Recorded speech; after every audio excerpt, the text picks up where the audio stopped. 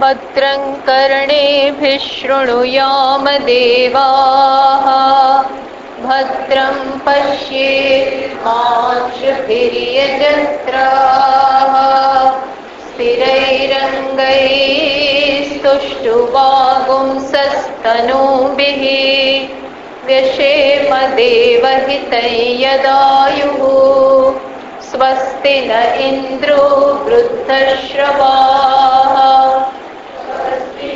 पूषा विश्ववेदाः स्वस्ति नस्तार्क्ष्यो अरिष्टनेमिः स्वस्ति नो बृहस्पतिर्दधातु ॐ शान्ति शान्ति शान्तिः। श्रुतिस्मृतिपुराणानाम् आलयं करुणालयं नमामि भगवत्पादं शङ्करं लोकशङ्करं शङ्करं शङ्कराचार्यं बादरायणं सूत्रभाष्यकृतौ वन्दे भगवन्तौ पुनः पुनः। ईश्वरो गुरुरात्मेति मूर्तिभेदविभागिने व्योमवद्व्याप्तदेहाय दक्षिणामूर्तये नमः। प्रज्ञानां शुप्रदानैः स्थिरचरनिकरव्यापिभिर्व्याप्य लोकान् भुक्त्वा भोगान् स्तविष्ठान् पुनरपि धिषणोन् भासितान् कामजन्यान् पीत्वा सर्वान् विशेषान् स्वपिति मधुरभुं मायया भोजयन्नः सन्ख्यातुरीयं परममृतमजं ब्रह्म यत्तन्नतोऽस्मि। यो विश्वात्मा विदिजविषयान् प्राश्य भोगान् स्तविष्ठान्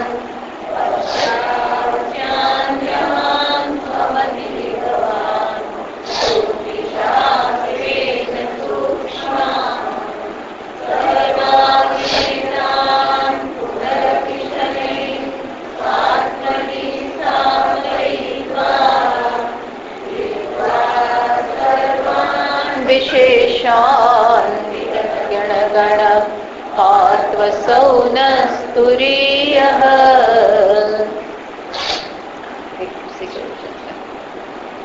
24मा श्लोक थी।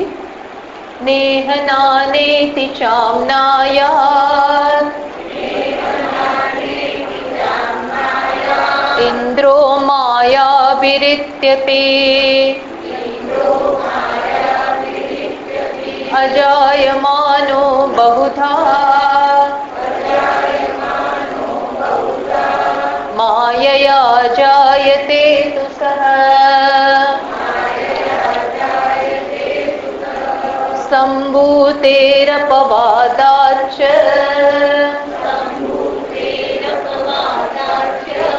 सम्भव प्रतिषिध्यते कोन्मेनं जनयेदिति कारणं प्रतिषिध्यते। तो શું ચર્ચા ચાલી રહી છે કે જન્મ છે જ નહીં, આત્માનો જન્મ નથી, તદુપરાંત સૃષ્ટિનો પણ જન્મ નથી. આત્મા સ્વભાવથી જ કે સ્વરૂપથી જ હંમેશા છે અને સૃષ્ટિ તો ખરેખર માત્ર મિથ્યા છે, વાસ્તવમાં છે જ નહીં, માત્ર એક દેખાવ છે. આ ચર્ચા ચાલે છે. તો પૂર્વ પક્ષ પ્રશ્ન ઉઠાવે છે કે કેવી રીતે જન્મ ન હોઈ શકે. સૃષ્ટિનો જન્મ છે જ અને એ પ્રકારના વાક્યો શાસ્ત્રમાં પણ પ્રાપ્ત થાય છે અને માટે સૃષ્ટિ છે જ. અને એ પ્રકારના વાક્યો પણ ઉદ્ધૃત કરે છે અને આપણને બતાવે છે એટલે સિદ્ધાંત આ બધું સમજવાનો પ્રયત્ન થઈ રહ્યો છે કે આવા વાક્યો છે કે સૃષ્ટિનું સર્જન થયું છે તો પછી તમે કેવી રીતે કહી શકો કે સર્જન છે જ નહીં? તો શું આ બધા વાક્યો ખોટા છે? તો આપણે કહ્યું કે ના, આ બધા વાક્યો મુખ્ય અર્થમાં નથી લેવાના, એને ગૌણ અર્થમાં લેવાના છે. કારણ કે એની પાછળનો હેતુ શું છે? તો કે એકત્વ, આત્માનું એકત્વ સિદ્ધ કરવું, સાબિત કરવું, એ જ આ બધા સૃષ્ટિના વાક્યોનો હેતુ છે. સૃષ્ટિના વાક્યોનો હેતુ શું છે? આત્માના એકત્વનું પ્રતિપાદન કરવું, એકત્વ સાબિત કરવું. આ વાક્ય આ બતાવવામાં આવે. પછી હવે બતાવે છે કે કઈ રીતે આ વાક્યોનો આપણે અર્થ કરવો. તો 24મા શ્લોકમાં કીધું, ન ઇહ નાના ઇતિ ચ આમનાયાર ઇન્દ્રો માયાભિઃ.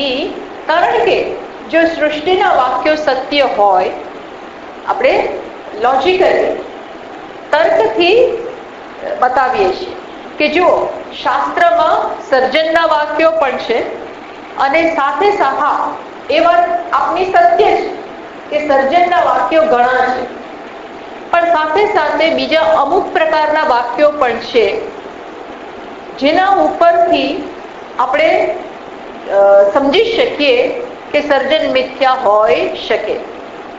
તો એવા ક્યાં વાક્યો છે? એવા વાક્યો કદાચ ઓછા હોય, પણ એવા વાક્યો છે. કયા વાક્યો છે? તો કે છે ન ઇહ નાના ઇતિ ચ આમનાયાર. શાસ્ત્રમાં આવું વાક્ય પણ છે, નેહ નાનાસ્તિ કિંચન. શું કે છે? અહીં જરા પણ, અહીં એટલે પ્રતીતિ કાલે, કે આપણે જ્યારે જોઈ રહ્યા છીએ ત્યારે પણ નાનાત્વ અર્થાત અનેકપણું છે જ નહીં. આવું બહુ સ્ટ્રોંગ, બહુ જ જોરદાર આવું વાક્ય છે. કયું વાક્ય છે? એક બાજુ સર્જનના વાક્યો છે, જુઓ સમજો, એક બાજુ શાસ્ત્રમાં સર્જનના વાક્યો છે, સાથે એ જ શાસ્ત્રમાં, એક જ ઉપનિષદમાં હોય એવું નથી, પણ જુદી જુદી જગ્યાએ આવા વાક્યો પણ છે. શું? ન ઇહ નાના અસ્તિ કિંચન. અહીં જરા જેટલું પણ દ્વૈત નથી. તો શું થાય છે?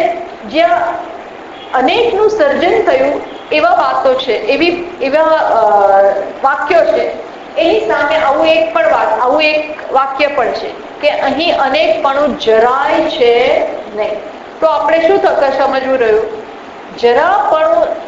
અનેકપણું જરાય નથી એ વાક્ય પેલા અનેકના જે પ્રતિપાદન કરે છે, અનેક જે સર્જન થયું છે એવું બતાવે છે, એની સામે આ એક વાક્ય એ અનેકપણાનો નિષેધ પણ કરે છે એવું વાક્ય છે, એક વાક્ય. પછી બીજું શું કહે? ઇન્દ્ર માયાભિઃ. આટલું જ મૂક્યું. ઇન્દ્રો માયાભિઃ પુરુરૂપ ઈયતે. આવું વાક્ય છે કે ઇન્દ્ર એટલે કે પરમાત્મા, ઇન્દ્રનો અર્થ શું થાય છે? પરમાત્માએ માયા વડે અનેકનું સર્જન કર્યું. આવું વાક્ય છે. શું છે? પરમાત્માએ માયા વડે. આ વાક્ય, આ શબ્દ અગત્યનો છે. સર્જન થયું ખરું, પણ સર્જનનો પ્રકાર કેવો છે? માયા. માયાથી સર્જન. માયા એટલે શું? હકીકત નહીં. માયા એટલે માત્ર એક દેખાવ. માયા એટલે કોઈક રીતે ન હોવા છતાં પણ એ બતાવવું, ન હોવા છતાં એવો એક દેખાવ ઉત્પન્ન કરવો. માયાવી સર્જન, માયિક સર્જન. અર્થાત આ વાક્યો દ્વારા આપણે સમજી શકીએ કે સર્જનના વાક્યો કઈ પ્રકારના છે? માયિક. એ વાક્યો ખરા, પણ એને લિટરલી એને શબ્દશઃ લેવાના નથી. એ માત્ર એકત્વ, અનેકપણું દેખાય છે, એની પાછળ એક જ તત્વ રહેલું છે એ બતાવવા માટેના વાક્યો છે. એ પ્રકારે આપણે સમજવું રહ્યું. અર્થાત માયયા જાયતે. જે પણ જન્મ કે જે પણ સૃષ્ટિ દેખાય છે એ કઈ પ્રકારની છે? માયાથી થયેલી છે. એટલે ગૌડપાદાચાર્યજી આ એક શ્લોકમાં કઈ વસ્તુ બતાવી રહ્યા છે કે શાસ્ત્રની સમજ આપે છે કે શાસ્ત્રના વાક્યોનો અર્થઘટન કઈ રીતે કરવું, શાસ્ત્રને કઈ રીતે સમજવું એ બતાવી રહ્યા છે. કારણ કે સમગ્ર શાસ્ત્રમાં ઘણી પ્રકારના વાક્યો છે.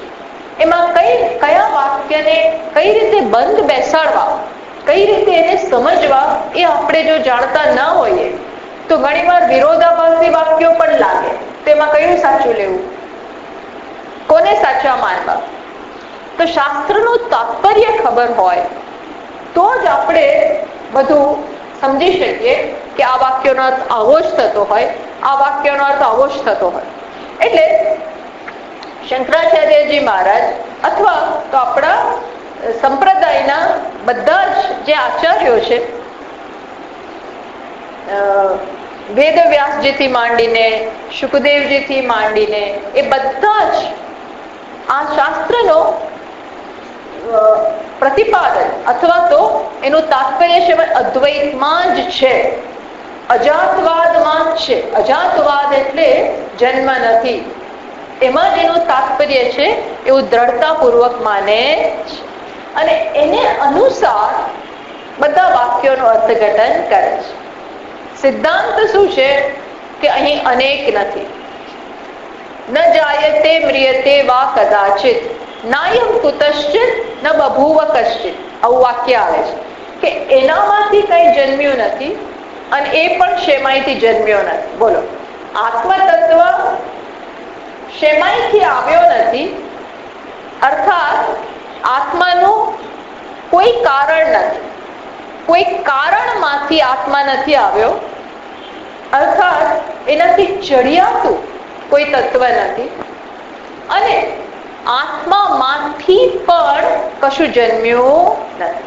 અર્થાત એ કશાયનું કારણ નથી, એનામાંથી કોઈ કાર્ય નથી અને એનું કોઈ કારણ છે નહીં. એનો અર્થ શું થયું ખબર પડી કે આત્મા કારણ પણ નથી અને પોતે કાર્ય પણ નથી અને એમાંથી કોઈ કાર્ય આવતું નથી. અર્થાત એકમ એવ અદ્વિતીયમ, બીજું છે જ નહીં. બીજું હોય તો એનું કોઈ કારણ અથવા તો એમાંથી કાર્ય, આવું કશું છે જ નહીં. આવા વાક્યો ઉપર બહુ સિરિયસલી, બહુ ગંભીરતાપૂર્વક વિચારી અને આ બધા આચાર્યોએ આપણને સમજાવ્યું છે કે આ બીજા જે સર્જનના વાક્યો દેખાય છે, ઉપલબ્ધ છે, એમાં મળી આવે છે, એનો અર્થ શું થતો હોવો જોઈએ? ગૌણ અર્થમાં હોવા જોઈએ. સર્જન એક દેખાવ છે, સર્જન માત્ર કઈક હેતુ બીજો છે. સર્જનના વાક્યો ખરા પણ એ પાછળ શું બતાવવાનું તાત્પર્ય છે? એક જ આત્મ તત્વ બધામાં વિલસી રહ્યું છે અને આ બધા છે પણ આ એકનો જ આવું દેખાવ, આ વસ્તુ છે. અને રડ્યા ખડ્યા આવા વાક્યો મળી આવે છે. શું કે બીજું છે જ નહીં. એક બીજું શું છે કે માયાથી સર્જન કર્યું, એના ઉપરથી આ લોકો બહુ એમ્ફેટિકલી એટલે ભારપૂર્વક દ્રઢતાથી સિદ્ધાંત રજૂ કરે છે કે જન્મ એટલે માત્ર માયિક, સાચું નહીં, વાસ્તવિક નહીં. આ વસ્તુ નહીં. અચ્છા, હજી આગળ બીજા વાક્યોને લઈ અને સમજાવે છે. એટલે જો આ ગ્રંથ કઈ પ્રકારનો છે? ગૌડપાદાચાર્યજીની કારિકા નું કામ શું કરે છે? અહીંયા બધા શ્લોકમાં તમે જોયું હોય તો છેલ્લે શું કરી રહ્યા છે? પ્રત્યેક શ્લોક દ્વારા શ્રુતિના એટલે કે ઉપનિષદમાં અન્યત્ર જ્યાં બીજું બધું કહેવાયું છે એને સમજાવાઈ રહ્યું છે. એટલે આ ત્યારે જ આપણને સમજ પડે, અહીંના બધા શ્લોક ત્યારે જ સમજ પડે જ્યારે ઉપનિષદનું જ્ઞાન હોય. એ વગર આ સમજ ના પડે. આ પ્રત્યેક શ્લોકમાં કોઈક ઉપનિષદના વાક્યનો નિર્દેશ થઈ રહ્યો છે.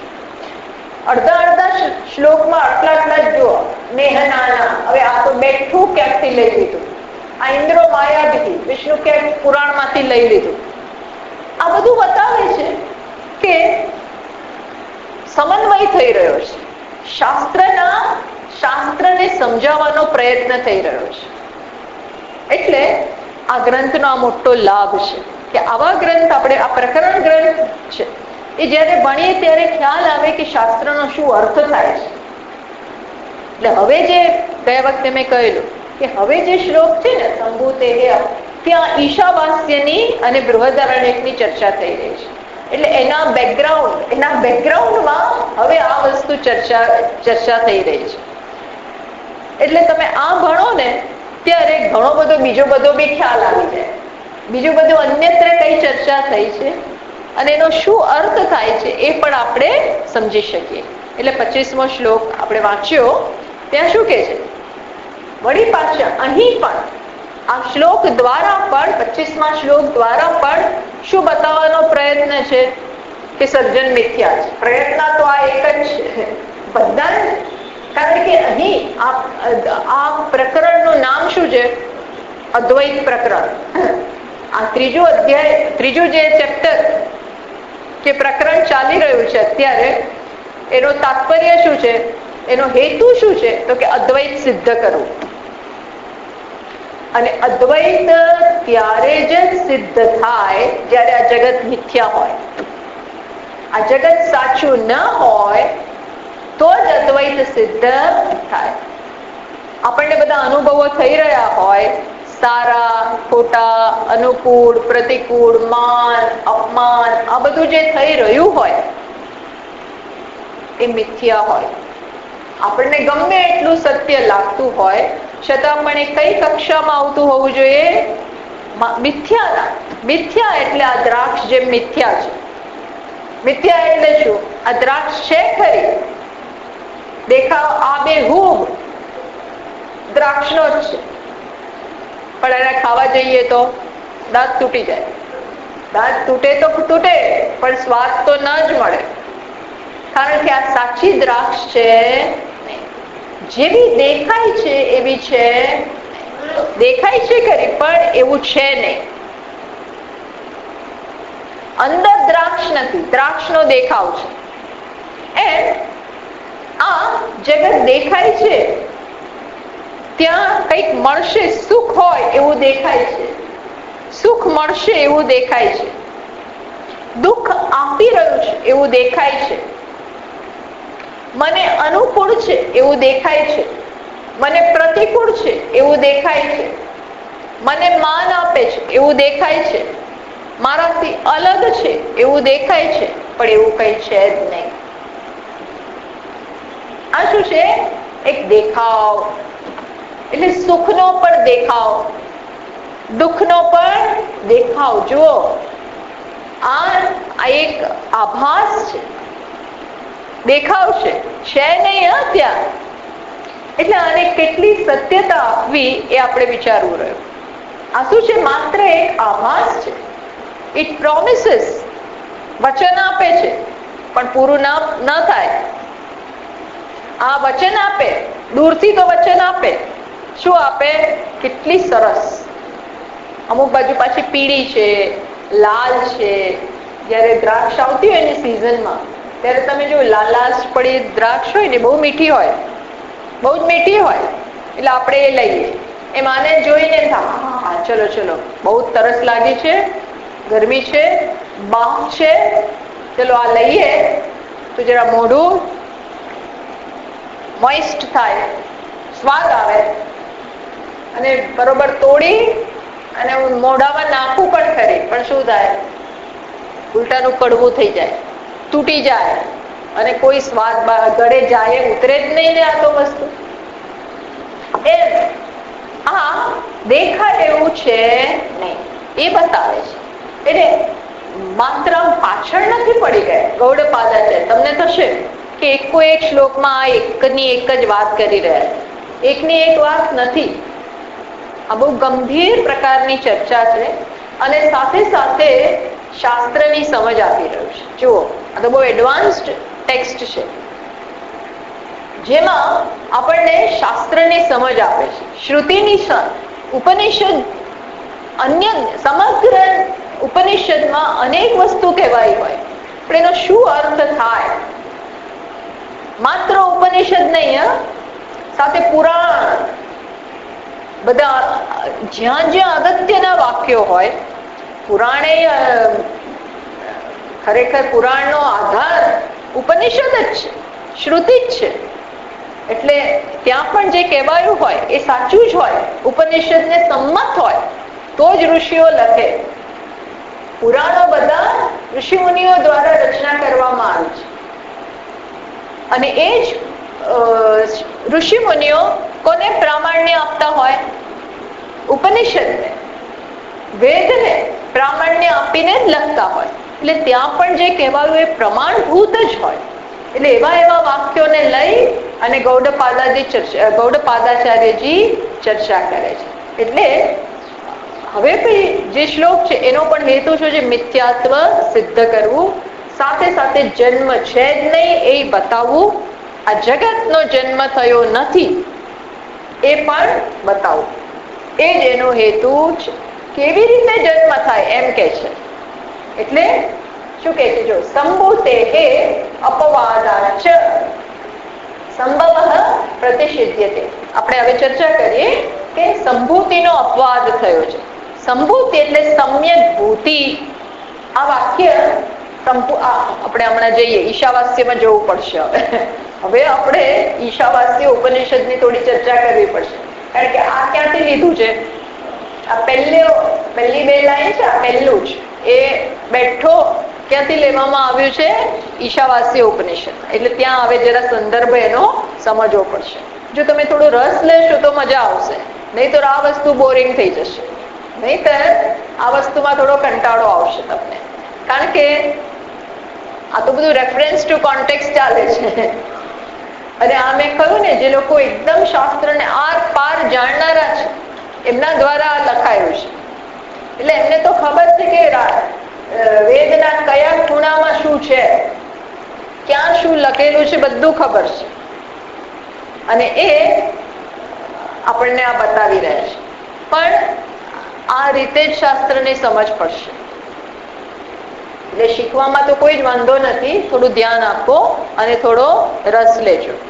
શું કે છે? સંભૂતે અપવાદાચ. સંભૂતિ એટલે ભૂતિ એટલે જન્મ, અને સંભૂતિ એટલે સમ્યક, બહુ સારી રીતે જન્મ. આ સારી રીતે જન્મ એટલે કે સર્જનનો આવવું, સર્જનનો આવિર્ભાવ, સર્જન થવું, એનો ત્યાં અપવાદ થયો છે, નિષેધ કરવામાં આવ્યો છે.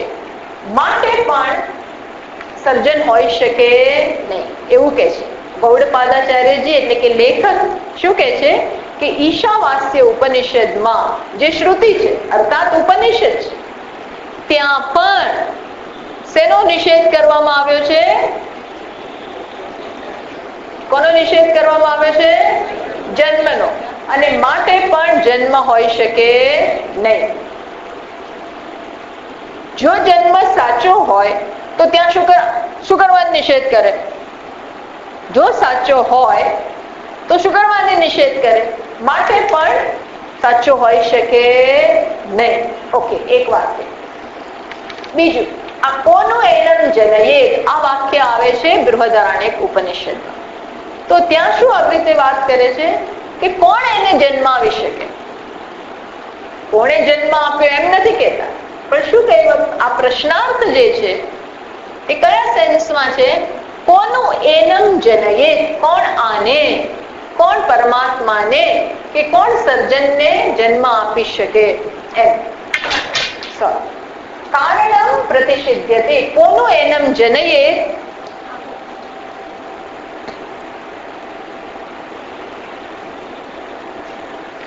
હા બસ, ના બરોબર. એટલે કોનું એનમ જનયેત,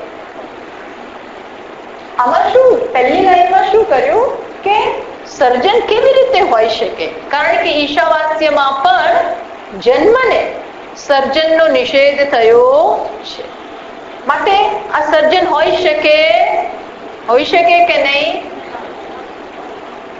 ન હોઈ શકે, કારણ કે ત્યાં પણ નિષેધ કરવામાં આવ્યો છે.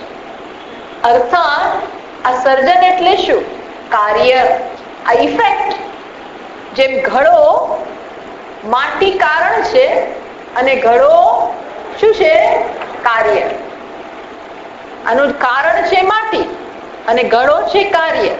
એમ આ જગત છે કાર્ય ઘડાના સ્થાને, અને એનું કારણ છે પરમાત્મા.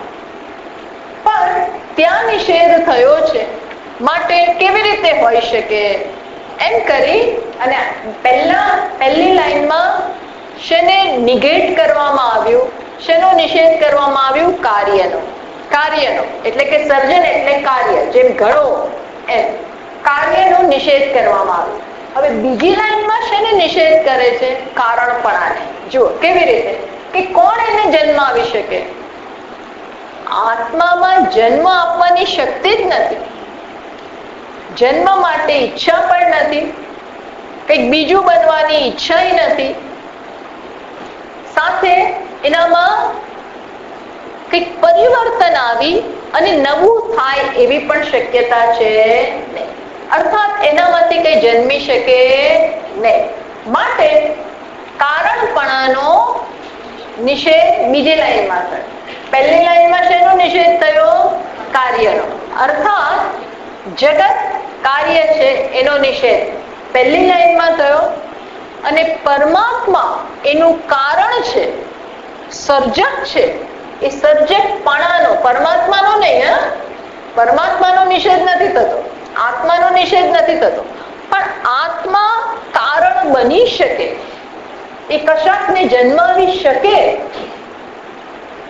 એનામાંથી કંઈક જન્મી શકે એનો નિષેધ થયો. અર્થાત કારણપણાનો અને કાર્યપણાનો, ઇફેક્ટનો અને કોઝનો, કાર્યનો નિષેધ થયો અને કારણનો નિષેધ થયો. એનો અર્થ શું થયો? કે આત્મ તત્વ કે બ્રહ્મ તત્વ કે પરમાત્મા કેવા છે?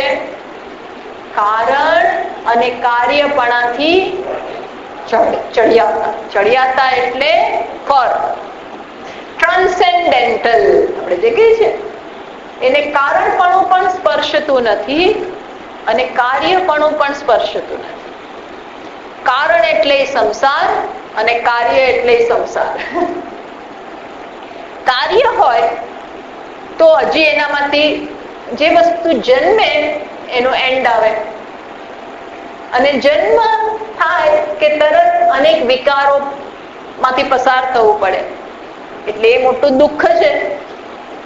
એટલે કાર્યમાં પણ દુઃખ, કાર્યમાં પણ પ્રશ્નોની હારમાળા, અને જે કારણ હોય એને તો પ્રશ્નો જ પ્રશ્નો, પિતા હોય એને અનેક પ્રશ્નો. આ પુત્ર ભણે નહીં, એને કેમ ભણાવવો, એને કેમ મોટો કરવો, એને કેમ સેટલ કરવો, એને કેમ, એને તાવ આવે એટલે અમને તાવ આવે, એને સારું, બધું જ થાય જ. કારણ એટલે પણ સંસાર, કારણ એટલે પણ મર્યાદા, અને કાર્ય એટલે પણ મર્યાદા. દુઃખ જ જુદા જુદા સ્વરૂપે, મર્યાદા જુદા જુદા સ્વરૂપે. તો પરમાત્મા એવા હોય કે એનામાંથી કોઈક જન્મ્યું અને એ કારણ હોય અને એનામાંથી કાર્ય જન્મ્યું હોય, તો એ પણ સંસારી, મોટો સંસારી. આપણે નાના સંસારી અને એક એવો મોટો સંસારી. પણ સંસાર તો ખરો. સંસાર એટલે દુઃખ, સંસાર એટલે મર્યાદા, સંસાર એટલે પરિવર્તન, સંસાર એટલે ક્ષણે ક્ષણે પ્રશ્નો.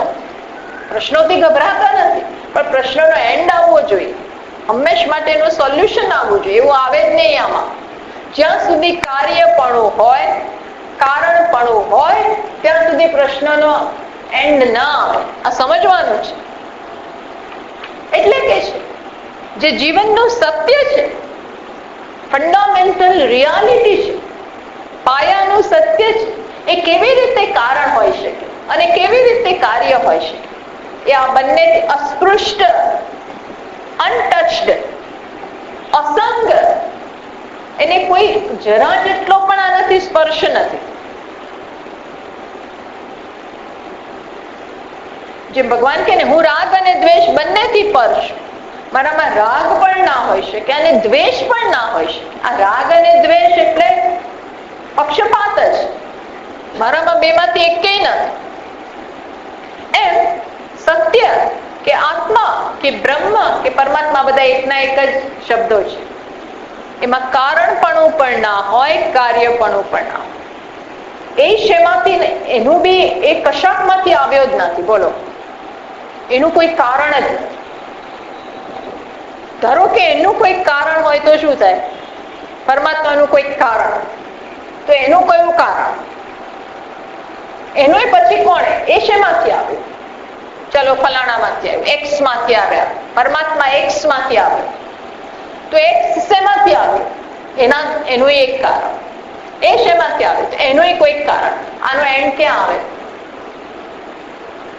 આ તો ચાલ્યા જ કરે. એટલે પરમાત્મા કે આત્મા તત્વ કેવું છે? અજહ. હું શેમાંયથી નથી, હું જ, મારી જ કારણે, હું મારા જ લીધે. આવું સુંદર છે સર. કારણ એટલે ડિપેન્ડન્સ અને કાર્ય એટલે પણ ડિપેન્ડન્સ, પરતંત્રતા. અચ્છા, એ વાત છે. એમ અહીં આ બંનેનો નિષેધ થયો. હવે આપણે જોઈએ કે આ વાક્ય ક્યાંથી આવ્યું? ઈશાવાસ્ય ઉપનિષદમાં. હવે ખરેખર જોઈએ તો ઈશાવાસ્ય ઉપનિષદમાં આ જ્યારે જ્યાં કહેવામાં આવ્યું છે ત્યાં હેતુ જુદો છે. ત્યાં એનો હેતુ સાવ તદ્દન અલગ છે. એ આપણે સમજીએ હમણાં. પણ ગૌડપાદાચાર્ય જે એટલી બધી ઇન્ટેલિજન્ટલી, એટલી બુદ્ધિપૂર્વક રીતે એનો ઉપયોગ શેમાં કર્યો ખબર છે? સર્જનનો નિષેધ કરવામાં કરી નાખે. એ કઈ રીતે એ હવે હું તમને સમજાવું. મેં કહ્યું ધ્યાન આપજો અને જરા સતર્ક થઈ જાઓ તો જરા મજા આવશે. આવી જ રીતે બધું સમજાય. આ જ રીત છે બધું સમજવાની. પછી એક એક ઉપનિષદ આ તો બધું હવે ભણી ગયા છે. આ ઈશાવાસ્ય વગેરે બધું ભણી ગયા, પણ હવે ભૂલાઈ જાય ને. સમય જાય એટલે પછી આપણે બધું ભૂલી જઈએ. એટલે આવી રીતે વળી પાછું તાજું કરી લઈએ, વળી પાછું યાદ કરી લે શું કહેવાયું છે ત્યાં. ચલો એ બાને આપણને બધું યાદ આવી જાય. હવે ત્યાં પાછલા થોડા મંત્રો છે, ખાસ 6 મંત્રો. એમાં ઉપનિષદ જરા વિશિષ્ટ પ્રકારની ચર્ચા કરે છે. બ્રહ્મ વિદ્યા સમાપ્ત થઈ ગઈ પહેલા 11 મંત્રોમાં, ના 9 મંત્રોમાં ત્યાં બ્રહ્મ વિદ્યા સમાપ્ત કરી. હા, 8 મંત્રમાં, સોરી, પહેલા 8 મંત્રમાં બ્રહ્મ વિદ્યા પૂરી થઈ. પછી 9 થી 9, 10, 11, 12, 13, 14, 9 થી 14 મંત્રમાં જરા જુદી પ્રકારની ચર્ચા કરે છે. એ શું ચર્ચા કરે છે? એ 6 મંત્ર અત્યારે આપણે ડિસ્કશનનો, ચર્ચાનો વિષય બનાવીએ. કારણ કે આમાં પહેલો જ ત્યાંનો રેફરન્સ આવી જાય છે. એટલા માટે જરા બેકગ્રાઉન્ડ આપણે એનો લઈએ. તો ત્યાં શું કહે છે? આવી રીતે વાત આવે છે 12મા મંત્રમાં. ત્યાં કહે છે અંદંતમ પ્રવિશંતિ, સોરી,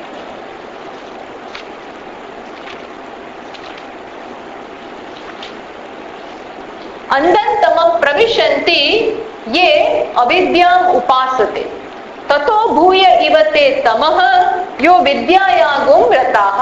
આવું કે છે. ત્યાં શું કહેવા માંગે છે કે જો સાંભળજો, કે છે જે માત્ર કર્મની ઉપાસના કરે છે, જે માત્ર કર્મમાં જ રચ્યો પચ્યો છે, એ ઘોર અંધકારમાં પ્રવેશ કરે છે. આવી વાત આવે છે. પછી બીજી લાઈનમાં શું કે છે? તતો ભૂય ઇવ તે તમઃ યૌ વિદ્યાયાગુમ રતઃ. અને જે માત્ર ઉપાસનામાં પડેલો છે, ધ્યાનમાં પડેલો છે. ઉપાસના એટલે ત્યાં વિદ્યા, વિદ્યા એટલે ત્યાં ઉપાસના, બ્રહ્મ વિદ્યા નહીં. બસ ભગવાનના ધ્યાનમાં, કોઈ દેવતાના ધ્યાનમાં અથવા કોઈ સિદ્ધિ પ્રાપ્ત કરવા માટે ધ્યાન કરે છે, જપ કરે, બસ એમાં જ પડ્યો, રચ્યો પચ્યો, બીજું કઈ કરતો જ નથી. દિવસ રાત એમાં જ લાગેલો હોય. એના માટે શ્રુતિ શું કહે છે? એનાથી ઘોર અંધકારમાં જાય છે. પેલો કર્મમાં રચ્યો પચ્યો છે એ અંધકારમાં જાય છે, અને પેલો બીજો જે માત્ર કર્મમાં જ, પછી એના જીવનમાં ઉપાસના નથી, બીજું કાંઈ નથી, માત્ર કર્મ કર્યા કરે સવારથી સાંજ, એ ઘોર અંધકાર. એટલે ત્યાંનો અર્થ શું થાય? બીજી બધી વસ્તુની અવગણના કરી અને માત્ર કર્મમાં રત છે. અને આ પેલો બીજો, પહેલો જે છે એ અંધકારમાં, અને આ બીજો જે છે એ બીજી બધી વસ્તુનો તિરસ્કાર કરી, અવગણના કરી અને શેમાં રચ્યો પચ્યો છે? માત્ર ઉપાસના. ધ્યાન કરતો હોય, બેઠો બેઠો બેઠો જપ કરતો હોય કે ભગવાનના ધ્યાનમાં, સગુણ દેવતાના ધ્યાનમાં, એ દેવતા સાથે એક થવા માટે ઉપાસનામાં રચ્યો પચ્યો છે. એ શેમાં પ્રવેશ કરે છે? એ તો વળી એનાથી વધારે ઘોર અંધકારમાં પ્રવેશે છે. આવું કેમ કે છે? એટલા માટે આ અર્થવાદ છે. જો આ શું છે? અર્થવાદ. અર્થવાદ એટલે શું? આપણે ઘણી વાર ચર્ચા કરી છે. અર્થવાદ એટલે શું? અર્થવાદ એટલે એક વસ્તુની નિંદા થતી હોય તો તે વખતે નિંદામાં તાત્પર્ય ન હોય, પણ બીજી વસ્તુ આપણે કરીએ એ કહેવાનો હેતુ હોય, અને અર્થવાદ કહેવાય. જો હવે આવું બધું સમજવાનું, આવું બધું યાદ રાખવાનું અને લખી નાખવાનું જરા, નહીં તો દર વખતે મારે અર્થવાદ એટલે સમજાવવાનું. દર વખતે અર્થવાદ આવે એટલે મારે પહેલા વ્યાખ્યા કરો, વ્યાખ્યાને પહેલેથી નવે નામથી દરેક વખતે સમજાવો, એવું ના થવું જોઈએ. અર્થવાદ એટલે શું? ઉપરથી નિંદા લાગે. આમાં શેની નિંદા થઈ? કર્મની નિંદા થઈ. આખો દિવસ કર્મ કરે તો શું થાય? અંધકારમાં જાય. તો કર્મની નિંદા થાય. તો ત્યાં શું કહેવા માંગે છે? કર્મ ખરાબ નથી, પણ કર્મ બીજી બધી વસ્તુના ભોગે. માત્ર કર્મ સવારથી સાંજ એ યંત્રની જેમ કર્મ જ કર્યા કરે છે. બીજા કશામાં એને પડી જ નથી. એને કુટુંબની એ પડી નથી, પત્નીની એ પડી નથી, બાળકની એ પડી નથી, અને દેશની એ પડી, કશાની પડી નથી. એને શેની પડી છે? કમાવાની. એક જે કરતો એની જ પડી છે. કશી એને બીજું કઈ છે જ નહીં. તો એ ઘોર અંધકારમાં જાય છે. એટલે ત્યાં શું થયું? કર્મની ઉપરથી લાગે કે કર્મની નિંદા થઈ, પણ શ્રુતિ ત્યાં શું કરવા માંગે છે કે તું સાથે ઉપાસના પણ કર, એકલું કર્મ ના કર, દેવતા સાથેનો સંબંધ પણ વધાર.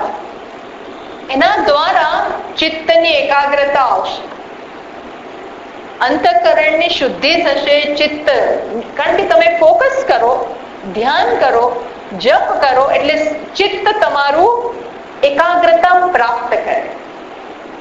અને એકાગ્રતાની પણ બહુ જરૂર છે બ્રહ્મ વિદ્યા માટે, કોઈ પણ વિદ્યા માટે.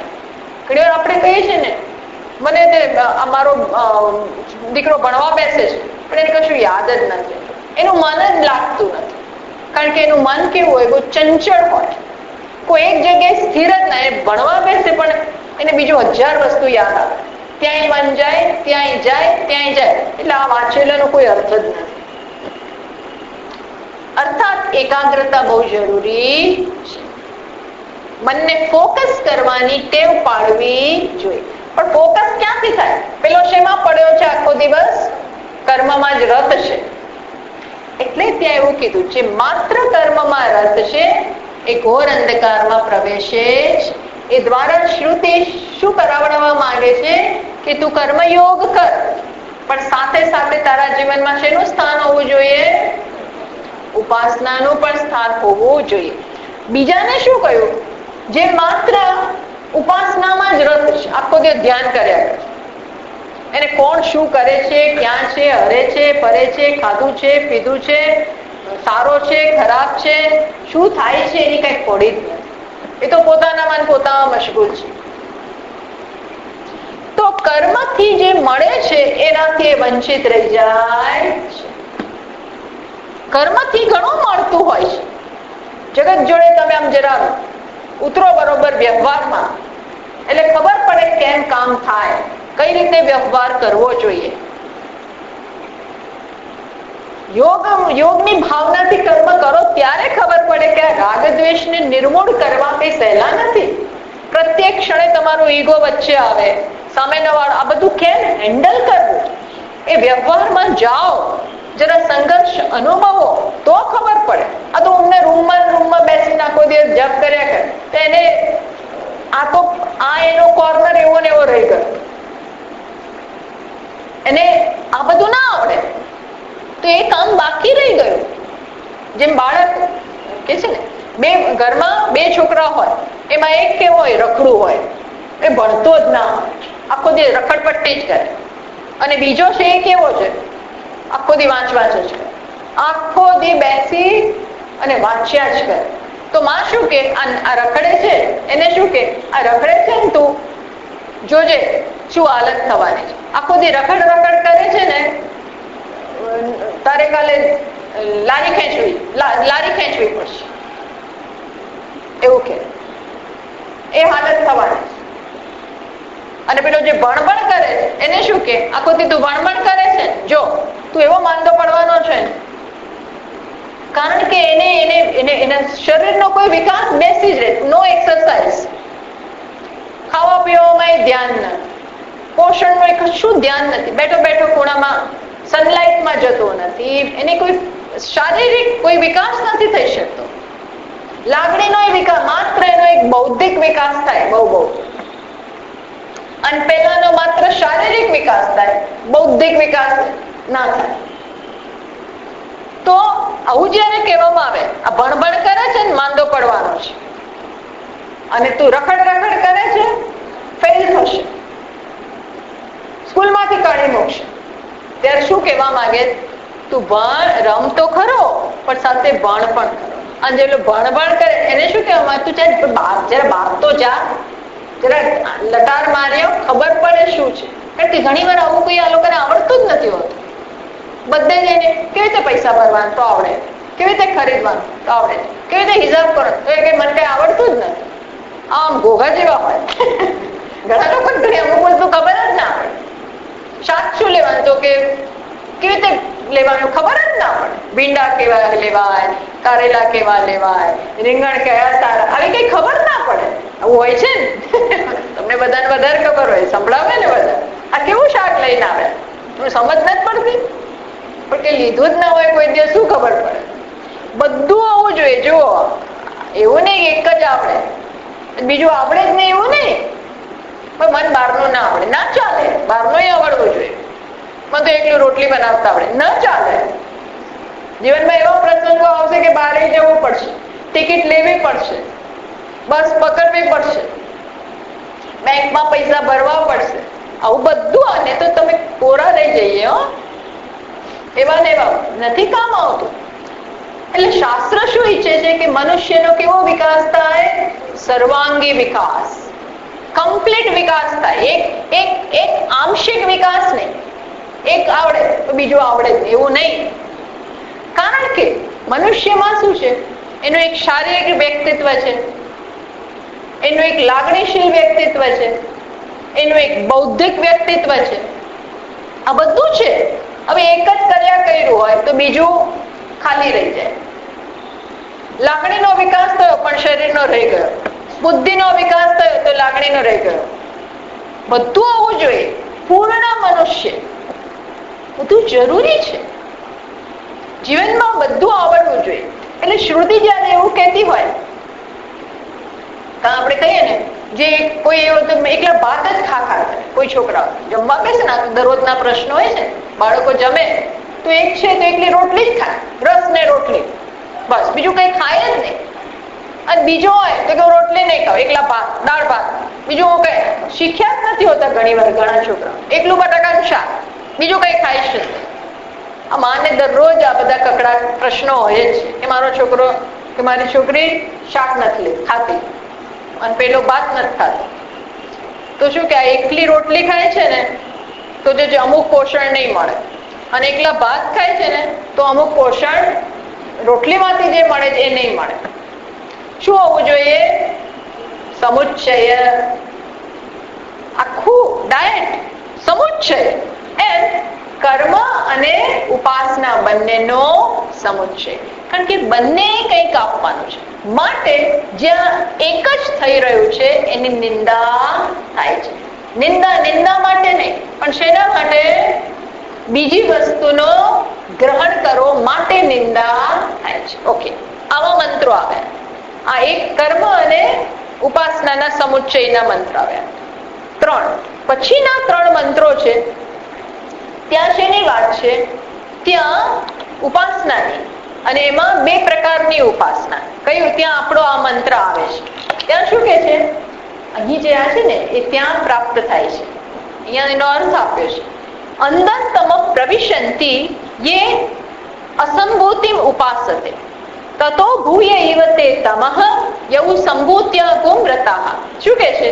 જો હવે કે છે, હવે માત્ર ઉપાસનાની વાત છે કે જે, અને ઉપાસનાની 2 પ્રકારની ઉપાસના. જે માત્ર, શ્રુતિ કહે છે કે જે માત્ર અસંભૂતિની ઉપાસના કરે છે. સંભૂતિનો અર્થ આપણે શું કર્યો? જન્મ, એટલે કે અવ્યક્ત જગત. એટલે અસંભૂતિનો અર્થ શું થાય? અવ્યક્ત જગત. જે જગત હજી વ્યક્ત નથી થયું, જે કારણ અવસ્થામાં છે, પ્રકૃતિમાં છે. માયા હજી વ્યક્ત નથી થઈ, પણ કારણ અવસ્થામાં છે. હવે શાસ્ત્રમાં આવી બધી ઉપાસના હોય છે. આ બધું મોટું રહસ્ય છે ઉપાસના વિદ્યા. એટલે કે છે, શ્રુતિ કે છે, જે માત્ર કારણની કે અવ્યક્તની ઉપાસના કરે છે એ ઘોર અંધકારમાં પ્રવેશે છે. પછી કે છે, જે અવ્યક્ત જગતની ઉપાસના કરે છે, સંભૂતિ એટલે આ જગત, જે અવ્યક્ત જગતની ઉપાસના કરે છે, માત્ર અવ્યક્તની અવગણના કરી અને માત્ર વ્યક્ત જગતની ઉપાસના કરે છે, એ વધારે ઘોર અંધકારમાં પ્રવેશે છે. હવે આપણે સમજવાનું છે. ત્યાં આ વાક્ય આવે પછી અહીંયા પછી આવીએ, પણ આ તો જસ્ટ તમને કહી દીધું. તો ત્યાં હેતુ શું છે? શ્રુતિ ઈચ્છે છે કે વ્યક્તિના જીવનમાં વ્યક્તની ઉપાસના અને અવ્યક્તની ઉપાસનાનો સમુચ્ચય હોવો જોઈએ. કારણ કે આ વ્યક્ત એટલે કે અંકુર સમાન, અને અવ્યક્ત એટલે પેલું બીજ. જ્યાં વ્યક્ત છે ત્યાં પેલું બી પણ છે. બીજમાંથી જ અંકુર ફૂટે. અંકુર એની પોતાના જાતે નથી, એ અંકુર પેલા બીજને કારણે છે. એટલે આ વ્યક્ત જગતની ઉપાસના કેમ કરવી જોઈએ? જેથી કરી આ જગતને જે આપવાનું છે, બધું ઘણું આપવાનું છે, ઘણું શીખવાનું છે, એ પણ આપણને પ્રાપ્ત થાય. કારણ કે ઘણીવાર એનાથી આપણે વંચિત રહી જઈએ ને, તો જે કોઈ દિવસ જોયો જ નથી એના માટે ઘણીવાર વૈરાગ્ય આવતો જ નથી. જોજો તમે, જે વ્યક્તિએ કાંઈ જોયું જ ના હોય, એનો વૈરાગ્ય આવી ગયો હોય ને, તો એ વૈરાગ્ય બહુ ક્વેશ્ચનેબલ હોય છે. કંઈ જોયું જ ના હોય, પછી જ્યારે જુએ તો છકી જવાના બધા ચાન્સીસ છે. એવું બને છે. જેને કોઈ દિવસ કંઈ જોયું ના હોય, એટલે આમ ખબર નથી કે વસ્તુ શું છે, પછી એ વસ્તુ સામે આવે ત્યારે તમને એની ઈચ્છા થઈ જાય. એટલે શ્રુતિ એવું ઈચ્છે છે, અને માણસ પાસે વસ્તુ ના હોય તો એની ઉણપ સાલ્યા કરે. ઉણપ એની સાલ્યા કરવાની. એટલે શ્રુતિ આ સામાન્ય વ્યક્તિની વાત થાય છે. તો શ્રુતિ ઈચ્છે છે કે સંભૂતિ એટલે જગતને જે આપવાનું છે, ધન, સંપત્તિ, નામ, કીર્તિ, બધી અનેક બધી સિદ્ધિઓ છે આ વ્યક્ત જગત, એ તમે થોડી પ્રાપ્ત કરો. નહીંતર એનો અભાવ તમને સાલશે. એટલે એ પણ થોડું મેળવો. પણ પછી એમાં ને એમાં રસ હોય, એમાં ને એમાં પડેલા છે, તો શું ભૂલી જાય છે કે આનું કંઈક કારણ છે. ભાઈ, આ એની જાતે નથી, એની તો અવગણના થઈ. એનું કારણ જે છે એની અવગણના થાય, એ પણ યોગ્ય નથી. બીજા જે છે એ કેવા છે કે માત્ર અવ્યક્તની ઉપાસનામાં જ રસ હોય. અવ્યક્તની ઉપાસનાથી આપણે બહુ પરિચિત નથી, પણ એવી ઉપાસનાઓ છે કે જે આ બધું રહસ્ય વિદ્યાઓ છે. અવ્યક્તની એટલે માયા તત્વની, હિરણ્ય ગર્ભની, એની ઉપાસના, હિરણ્ય ગર્ભનું કારણ અવ્યક્ત, એની ઉપાસના કરતા હોય. કારણ કે શાસ્ત્રમાં એનું બહુ મોટું ફળ આપવામાં આવ્યું છે. એટલે પ્રકૃતિ સાથે એક થઈ જાય, એમાં આનંદ રહેલો છે. આનંદમય કોષ છે આ આનંદમય કોષ છે. એ કેવો આનંદ છે ખબર છે? કશાક નિમિત્તથી પ્રાપ્ત થતો. તો એની ઉપાસનામાં રસ હોય, એને આ જગતની પડી જ ના હોય. એટલે શ્રુતિ કહે છે કે જે આ અવ્યક્તની ઉપાસના કરે છે, કારણની ઉપાસના, એમાં જ રસ હોય.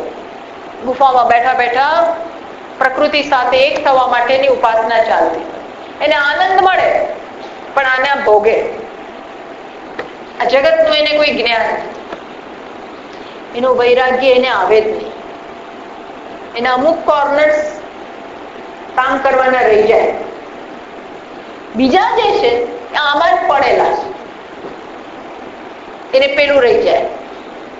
એટલે શ્રુતિ આ બંનેના સમુચ્ચયના હેતુથી ત્યાં વાત કરે છે. એવો અર્થ પણ થાય કે જે સમાજની જ સેવા કરતા હોય, એટલે સંભૂતિ કાર્ય સમાજની જ સેવામાં પડ્યા હોય. દાખલા તરીકે તો એને ખબર નથી ઘરમાં શું છે, એના ઘરનાને પણ એની જરૂર છે, એના પોતાને માટે સમય આપો. તમે બધા લોકોની બહુ સેવા કરો, પણ તમારા શરીર માટે ધ્યાન એવું થતું હોય છે. ધ પ્રેક્ટિકલ પ્રોબ્લેમ્સ છે. ઘણા લોકો બીજાની સેવાઓમાં એવું શરીરને આમ ઘસી નાખે, પોતે હાવ કેવાય થઈ જાય. એમાં ખાવાનો ટાઈમ ના હોય, પીવાનો ટાઈમ ના હોય, દવાનો ટાઈમ ના હોય. ઘણી વાર એ લોકોને એટલા રોગ હોય પણ ડોક્ટર પાસે જતા જ નથી, કારણ કે સમય નથી. તો શું થાય? આ શરીર જ નહીં હોય તો કોણ સેવા કરી શકવાનું છે? તમારે શરીર જ નહીં ચાલે તો તમે બીજાની સેવા કેવી રીતે કરી શકશો? માટે એના તરફ પણ ધ્યાન આપો. અને જે શરીરમાં જ પડેલો છે, જે પોતાની આળપંપાળમાં પડ્યા છે, તો એ પણ બરોબર નથી. આ બીજાને કારણે છે, આ શરીર આખા જગતને કારણે છે, માટે ત્યાં પણ ધ્યાન આપો. જો આ શ્રુતિનું કેટલું બ્રોડ વિઝન છે કે કશું એકલું અટેલું વસ્તુ અહીંયા છે જ નહીં. બધું બેલેન્સ. જીવનમાં શું હોવું જોઈએ? યુક્તતા. આપણે એક વસ્તુ કર્યા જ કરીએ, પછી આપણે બીજાનું ભાન નથી હોતું. તો કે નહીં, ઓપન યોર આઈઝ, બધું જુઓ, બધામાંથી શીખવાનું છે. ઘણા લોકો એવું કયા કરે કે બસ સેવા કરે, પણ બધાને દાબડા આપે ને અન્ન આપે ને દવાઓ આપે. તો તમે એની સેવા કરી, પણ પેલા લોકોને પરતંત્ર બનાવી દીધા. આવા દાબડા આપવા વાળા હજારો, અન્ન આપવા વાળા 1000. પછી પેલા લોકો છે ને કોઈ દી શીખે જ નહીં, એવું બનતું હોય છે. એની તમે તાત્કાલિક બધી જરૂરિયાતો પૂરી થઈ જાય છે, એટલે એ પછી પ્રયત્ન જ ના કરે. તો એવું નહીં કરવું જોઈએ. સાથે સાથે તમારે એને થોડું શિક્ષણ માટે પ્રયત્ન કરવો જોઈએ. એને પગભેર બનાવવા માટે, એનામાં કોઈ હુનરનો વિકાસ થાય, એ સ્વાવલંબી બને, એવું બી કંઈક પ્રયત્ન કરો, તો એની ખરેખરી સેવા થાય. તો ઘણા શું કરે, ના અન્ન બંને નહીં આપવાનું, એને ખવડાવવાની જરૂર નથી, આ બધી જરૂર નથી, એને શીખવાડો. ભાઈ શીખવાડો ખરા, પણ પહેલા કંઈક ખાશે તો શીખી શકશે. ભૂખ્યા પેટે શીખી નથી શકવાનું. એટલે થોડી એ વ્યવસ્થા કરો, અને આ બે ભેગું જોઈએ. સમજ્યા? એટલે આ બધું માણસ બહુ બુદ્ધિમાન હોવો જોઈએ. ભગવાને શરીર આપ્યું છે, મન આપ્યું છે, બુદ્ધિ આપી છે. એમને એકેય વસ્તુ કોરી કાટ રાખવા માટે નથી. બધાનો વિકાસ, આ શરીરનો વિકાસ, પ્રાણનો વિકાસ, મનનો વિકાસ, બુદ્ધિનો વિકાસ, આ એક સાધન આપણું કેવું હોવું જોઈએ? એકદમ ફિટ. લોકો બહુ બધું આપે, પણ શરીરનું કોઈ ભાન જ ના હોય. એ શરીર ઉંમર પહેલા પેલું થઈ જાય, ચાલે જ નહીં. ચલાય નહીં, બેસાય નહીં, ઉઠે તો તમે એક્સરસાઇઝ કરો, વ્યાયામ કરો, પેલું આ કરો, આ બધું કરો તો પેલું એકદમ ચાલશે. અને ઘણા આખો દી જીમ જીમ જીમ જીમમાં જ પડ્યા હોય, વોકમાં જ પડ્યા હોય, ન્યુટ્રિશનમાં જ પડ્યા હોય. યોગા કરે તો પણ શારીરિક ફિટનેસ માટે જ કરે. યોગાનો ઉપયોગ શારીરિક ફિટનેસ માટે જ ચાલતો હોય, પણ પછી બુદ્ધિ બાજુમાં રહી જાય. 15 કલાક આના પાછળ કાઢતા હોય. 8 માઇલ દોડે અને 2 માઇલ ચાલે અને સૂપ પીવે અને સલાડ ખાય. આ બધા કઈ આ બધું સહેલું નથી કરવું. બનાવો, રસ કાઢો, આ રસ કાઢો, પેલા રસ કાઢો, પછી યોગા કરો અને કપાલભાતી કરો અને અનુલોમ વિલોમ બધું કર 15 કલાક આમાં જાય, પછી સુઈ જાય. પછી આ બધું બાકી રહી જાય. અર્થાત મારું કહેવાનું એ છે કે શ્રુતિ ત્યાં શું ઈચ્છે છે? કોમ્બિનેશન. બધાનું બહુ સરસ બેલેન્સ જીવનમાં હોવું જોઈએ. આ ત્યાં હેતુ છે. અત્યારે આપણે અહીંયા અટકીએ. આવતા વખતે હવે અહીં આવીએ આ શ્લોકમાં જે આની ચર્ચા છે. ગૌડપાદાચાર્યજી ત્યાં જે કહે છે ને એનો ઉપયોગ સર્જનનો નિષેધ કરવામાં કરી નાખે છે. સર્જનનો નિષેધ કરવામાં એનો ઉપયોગ કરે છે. એ આપણે આવતા વખતે જોઈએ. એટલે હવે બેકગ્રાઉન્ડ યાદ રાખજો. હવે આવતા વખતે મારે ફરીથી ઈશાવાસ્યમાં ના જવું પડે. ઓકે. ઓમ પૂર્ણમદ પૂર્ણમિદં પૂર્ણાત પૂર્ણમુદચ્યતે પૂર્ણસ્ય પૂર્ણમાદાય પૂર્ણમેવાવશિષ્યતે.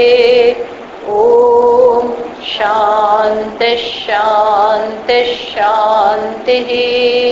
શંકરં શંકરાચાર્યં કેશવં બાદરાયણં સૂત્રભાષ્યકૃતૌ વંદે તૌ પુનઃ પુનઃ. ઈશ્વરો ગુરુરાત્મેતિ મૂર્તિભેદ વિભાગિને વ્યોમવદ્વ્યાપ્તદેહાય દક્ષિણામૂર્તયે નમઃ. ઓમ શાંતિ શાંતિ શાંતિ. હરિ ઓમ. શ્રી ગુરુભ્યો નમઃ. હરિ ઓમ.